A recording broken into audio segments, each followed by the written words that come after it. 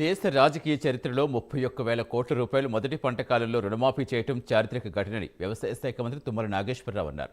44 లక్షల రైతులు నెల రోజుల్లో రుణముక్తి చేస్తామన్నారు. ప్రభుత్వం ఆర్థిక కష్టాలు ఉందని లోకానికి అంతా తెలిసినా మేము రుణమాఫీ చేస్తున్నామన్నారు. సాంకేతిక పరంగా ఏదైనా తప్పులుంటే రైతు వేదికల వద్ద ఏఈఓలు ఉంటారని మంత్రి తెలిపారు. ఎవరికైనా ఖాతాలో నగదు జమ కాకపోతే పాత పద్ధతిలో రుణమాఫీ జరుగుతుందని స్పష్టం చేశారు.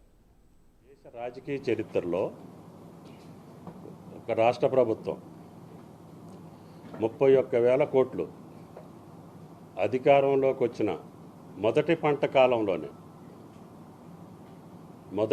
కాలంలోనే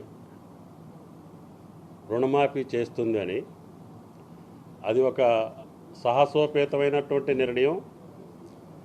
రైతాంగాన్ని, వ్యవసాయాన్ని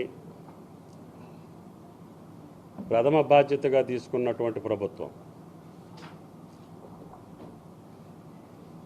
రైతులకి గతంలో మాదిరిగా కాకుండా వాయిదాల పద్ధతిలోనో లేకపోతే ఆఖరి సంవత్సరం ఎన్నికల సందర్భంలోనో